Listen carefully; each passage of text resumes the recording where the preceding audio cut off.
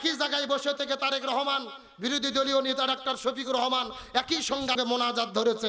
আলহামদুলিল্লাহ বলেন। সমালোচনা যদি থাকে ভালো পথে চলতে পারবেন, সমালোচনা না থাকলে হাসিনের মতো সবাই স্বৈরাচার হবে। স্পিকারের স্ত্রী মারা গেছে, আজকে দোয়া মাহফিল হলো, একই জায়গায় বসে থেকে তারেক রহমান, বিরোধী দলীয় নেতা ডাক্তার শফিকুর রহমান একই সঙ্গে মোনাজাত ধরেছে। আলহামদুলিল্লাহ বলেন। আমরা তো এমন দৃশ্য দেখতে চাই, একসাথে নামাজ পড়তেছে, একসাথে মোনাজাত করতেছে, আল্লাহর কাছে দোয়া করতেছে, মিলে মিশে দেশ চালান, সুস্থভাবে দেশ চলুক। তবে আমরা চাই 24-এর গণঅভ্যুত্থানের আশা ওই জুলাই সনদ যেন দেশে বাস্তবায়ন হয়। আমরা ভালো কাজের আশা করব, অন্যায়ের বিরুদ্ধে প্রশংসা করব, অন্যায়ের বিরুদ্ধে সমালোচনা করব। আমরা শত্রু নই। সমালোচনা যদি থাকে ভালো পথে চলতে পারবেন, সমালোচনা না থাকলে হাসিনের মতো সবাই স্বৈরাচার হবে। তাহলে বলতে চাচ্ছিলাম, ওই মেয়েটিকে তার মা বলতেছে দুধের মধ্যে কি ঢুকে দাও, আরো জোরে বলেন। আমার বন্ধুগণ, মুসলমান ভাইরা গভীর মনোযোগ লক্ষ্য করুন। সূরা তালাক 28 নম্বর পারার 17 নম্বর পৃষ্ঠার 12 নম্বর লাইনে 4 নম্বর আয়াতে কারিমা তাফসিরে ফি জিলালিল কোরআন আল্লামা সৈয়দ কুতুব শহীদ রহমাতুল্লাহ আলাইহি বর্ণনা করে বলেন, এই পৃথিবীর মানুষেরা গভীর মনোযোগ ভালোভাবে জেনে নাও, আল্লাহর ভয় যাদের কলিজার মধ্যে থাকবে, আল্লাহ ছাড়া দুনিয়াতে যারা কাউকে ভয় করবে না, এদের কোনো ভয় নাই, এদের কোনো টেনশন নাই রে। মুত্তাকিরা যেখানেই বিপদে পড়বে, ওই বিপদ থেকে আমার আল্লাহ তাআলা তাদেরকে হেফাজত করবে। এ মুসলমান ভাইরা চিৎকার করে বলেন তো দেখি, ইব্রাহিম নবীকে যখন আগুনের মধ্যে ফেলে দেওয়া হলো, ওই নমরুদের অগ্নিকুণ্ডের মধ্য থেকে ইব্রাহিম নবীকে যিনি রক্ষা করলেন, চিৎকার করে বলেন তো তিনি কে? হযরত মূসা আলাইহিস সালামকে যখন লোহিত সাগরে ফেলে দেওয়া হলো, ওই লোহিত সাগরের মধ্য থেকে মূসা নবীকে যিনি রাস্তা বানিয়ে দিয়ে উত্তোলন করলো, চিৎকার করে বলেন তো তিনি কে? হযরত ইউনূস আলাইহিস সালামকে মাছের পেটের মধ্য থেকে যিনি 40 দিন পরে মুক্ত করে এই পৃথিবীর আলো দেখার সুযোগ করে দিয়েছিল, চিৎকার করে বলেন তো তিনি কে? তার মানে মুত্তাকিদের জন্য কোনো ভয় নাই, যত বিপদের মধ্যে পড়ুক না কেন আল্লাহ তাআলা মুত্তাকিদেরকে রক্ষা করবেন। আল্লাহ মুত্তাকিদেরকে কেমন ভাবে হেফাজত করে এটা বোঝানোর জন্য বুখারী শরীফ থেকে একটা হাদিস বলতে চাই। আমার নবীজি কত চমৎকার করে বর্ণনা করে বলেন, এ সাহাবীরা তোমরা মনোযোগ দিয়ে শুনে নাও, ওই বনি ইসরাইল জামানার ভেতরে একই সঙ্গে 3টা যুবক ছিল। এই 3টা যুবক বাড়ি থেকে বের হবার পরে রাস্তা দিয়ে হেঁটে হেঁটে যখন তারা চলে যাচ্ছিল, হঠাৎ করে লক্ষ্য করে দেখে উত্তর আকাশে কালবৈশাখী ঝড় শুরু হয়ে গেল। ওই ঝড়ের কারণে এই 3টা যুবক দৌড়াইতে দৌড়াইতে একটা পাহাড়ের কাছে চলে গেছে। ওই পাহাড়ের কাছে যাওয়ার পর লক্ষ্য করে দেখে ওই পাহাড়ের মধ্যে সুন্দর একটা গুহা রয়েছে। ওই গুহার মধ্যে জীবন বাঁচানোর জন্য এই 3টা যুবক যখন ঢুকে পড়লেন, আল্লাহর কি খেলা, বিশাল বড় ঝড়ের কারণে ওই পাহাড়ের ওপর থেকে বিশাল বড় একটা পাথর এসে ওই গুহার মুখের মধ্যে পড়ে ওই গুহার মুখটা আটকে গেল। এই 3জন যুবক বড় বিপদের মধ্যে পড়ে গেলেন। অনেক চেষ্টা করলেন কিন্তু পাথরকে নড়াতে পারে না। এই 3জন যুবক কেমন করে গুহার মধ্য থেকে বের হবে? 3টা যুবক মনে মনে চিন্তা করলো, এই কঠিন বিপদের মধ্য থেকে আমরা যদি মুক্তি পেতে চাই, একজন মুক্তি করতে পারে, চিৎকার করে বলেন তো তিনি কি? এই চিন্তা করে 3জন যুবক সিদ্ধান্ত গ্রহণ করলেন, এখন আমরা আল্লাহকে ডাকবো, আল্লাহর কাছে প্রার্থনা করব, আল্লাহর কাছে দোয়া করব। কিন্তু 3জন যুবক মিলে সিদ্ধান্ত গ্রহণ করলো, এমনিতেই তো দোয়া করলে হবে না, আমরা আমাদের জীবনের ভেতরে আল্লাহর জন্য যেই ভালো কাজগুলো করেছিলাম ওই কাজের ওসিলা করে আল্লাহর কাছে দোয়া করতে যাই, যেন আল্লাহ আমাদের বিপদ থেকে রক্ষা করে। 3জন যুবক মিলে সিদ্ধান্ত নিল আল্লাহর কাছে তারা দোয়া করবে, কিন্তু 3টা ওসিলা দিয়ে দোয়া করবে।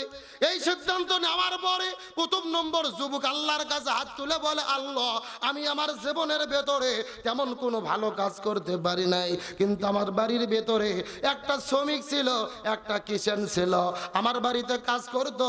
কয়েক মাস কাজ করার পরে কিছু টাকা পয়সা আমার কাছে পাইতো, কিন্তু একদিন হঠাৎ করে লক্ষ্য করে দেখি ওই শ্রমিকটাকে খুঁজে পাওয়া যায় না। ওই শ্রমিক আমার কাছ থেকে যেই টাকাগুলো পাইতো ওই টাকাগুলো রেডি করে আমি বাজারের মধ্যে চলে গেলাম, একটা ছাগল কিনলাম, একটা ভেড়া কিনলাম। ওই ছাগল আর ভেড়া কেনার পরে বাড়ির মধ্যে যখন আমি নিয়ে চলে এসেছি, এই ছাগল ভেড়াগুলো বড় হতে হতে কয়েকদিন পরে বাচ্চা দিল। এই বাচ্চাগুলো আবার বড় হতে হতে তারা আবার বাচ্চা দিল। এইরকম ভাবে কয়েক বছর পার হয়ে গেছে। একটা ছাগল আর ভেড়া থেকে বিশাল বড় একটা পাল তৈরি হয়ে গেছে। কিন্তু কয়েক বছর পরে এই শ্রমিক একদিন বাড়ির মধ্যে হঠাৎ করে আমার কাছে আসার পরে ডাক দে বলে, মালিক কয়েক বছর আগে আপনার বাড়ির মধ্যে আমি কাজ করেছিলাম, আপনার কাছে থেকে কিছু টাকা পাইতাম, যদি দয়া করে কিছু টাকা দিতেন আমার খুবই উপকার হতো। এই যুবক ডাক দে বলেন, আল্লাহ ওই সময় আমি আমার শ্রমিককে ডাক দে বলেছিলাম, ভাই আমি তোমার টাকা দিয়ে এই যে ছাগল আর ভেড়া ক্রয় করেছিলাম, ওই ছাগল ভেড়া বড় হতে হতে বাচ্চা দিতে দিতে বিশাল বড় একটা পালে রূপান্তরিত হয়ে গেছে। এই পুরো পালের মালিক হলে তুমি, আমি তোমার কাছ থেকে কিছু চাই না, এই পুরো পালের দায়িত্ব আমি তোমাকে দিয়ে দিলাম, এই পুরো ছাগল আর ভেড়ার পালটাই তুমি নিয়ে নাও। টাকা পাইতো 4,000, 5,000, 10,000। একটা ছাগল কিনেছে, একটা ভেড়া কিনেছে। কয়েক বছরে 2 ছাগল ভেড়ার থেকে কি হয়েছে? বিশাল একটা পাল, বিশাল একটা দল। এই যুবক আল্লাহর কাছে দুহাত তুলে বলেন, আল্লাহ শুধুমাত্র তোমার সন্তুষ্টির জন্য এই কাজটা আমি করেছিলাম রে আল্লাহ, যদি তোমার এই কাজটা ভালো লেগে থাকে, এই কঠিন বিপদের ভেতরে এই গুহার মধ্য থেকে তুমি আমাদের হেফাজত করো। হাদিসের মধ্যে রাসূল আরবি সাল্লাল্লাহু আলাইহি সাল্লাম বলেন, এই যুবকটা এই কথা বলে দোয়া করতে দেরি হয়েছে, কিন্তু গুহার মুখ থেকে ওই পাথরটা 1 বিঘি পরিমাণ সরে যেতে দেরি হয় না। দোয়া যখন করলেন সাথে সাথে 1 বিঘ পরিমাণ পাথরকে সরায় দিল। আরো জোরে বলেন। এই যুবকটা কার অধিকার প্রতিষ্ঠা করছে? শ্রমিকের। জোরে বলেন কার? আমার বন্ধুগণ, মুসলমান ভাইরা গভীর মনোযোগ লক্ষ্য করুন। কোন দিকে নজর নাই, কোন দিকে তাকাতাকি নাই। 2 নম্বর যুবক কান্না করে করে আল্লাহর কাছে দুহাত তুলে বলেন, আল্লাহ আমি আমার জীবনের ভেতরে তেমন কোনো ভালো কাজ করতে পারি নাই রে আল্লাহ, তবে আমার জীবনের ভেতরে এমন একটা ঘটনা আমার মনে পড়ে। আমার বাড়িতে 3 দিন ধরে কোনো খাবার ছিল না, আমার পেটের মধ্যে কোনো খাবার নাই, স্ত্রী সন্তানের পেটের মধ্যে কোনো খাবার নাই, আমার ঘরের মধ্যে বৃদ্ধ বাবা মা ছিল, এই বাবা মাটাও 3 দিন ধরে না খেয়েছিল। আমি 3 দিন পরে বাড়ি থেকে বের হওয়ার পরে কাজের সন্ধানে আমি যখন বের হয়ে চলে গেলাম, দুর্ভাগ্যজনক হলেও সত্য, আমি সারা দিন ধরে খোঁজাখুঁজি করেছি, কিন্তু কাজের কোনো সন্ধান পাই নাই। কিন্তু সন্ধ্যাবেলা একটা জায়গায় কাজের যখন সন্ধান পাইলাম, অল্প কাজ করার বিনিময়ে আমাকে 1 পেয়ালা দুধ দেওয়া হলো। ছোট্ট 1 পেয়ালা দুধ আমি হাতের মধ্যে পাওয়ার পরে মনের মধ্যে বড় টেনশনের মধ্যে পড়ে গেলাম। এই দুধ আমি পান করব, নাকি আমার বাড়ির মধ্যে স্ত্রীকে পান করাবো, নাকি আমার সন্তানটাকে পান করাবো? কিছুক্ষণ পরে আমার মনের মধ্যে মনে হলো, আমার বাড়ির মধ্যে তো 2টো বৃদ্ধ বাবা মা আছে, অসুস্থ হয়ে পড়ে আছে, জানি না দুনিয়া থেকে কখন বিদায় নিয়ে চলে যাবে।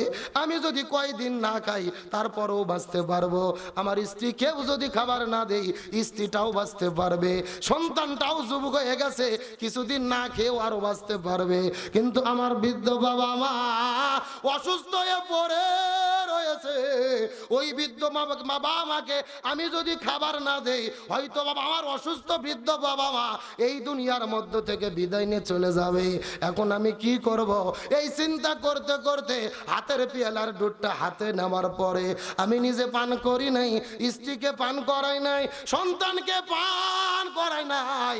ওই কঠিন বিপদের সময় ওই বৃদ্ধ বাবা মার মুখের দিকে তাকিয়ে ওই দুধ আমি বৃদ্ধ বাবা মাকে পান করাইছিলাম। আল্লাহ যদি তোমার এই কাজটা ভালো লেগে থাকে, এই বিপদের মধ্য থেকে আমাদের মুক্ত করে দাও। রাসূল বলে, সাহাবীরা রে, এই লোকটা এই জায়গায় বাবা মার কথা বলার পরে আল্লাহর কাছে যখন দোয়া করেছে, দোয়া করার তার সাথে সাথে আল্লাহ গুহার মুখ থেকে ওই পাথরটাকে 1 হাত পরিমাণ আল্লাহ তাআলা সরায়া দিয়েছে। লিল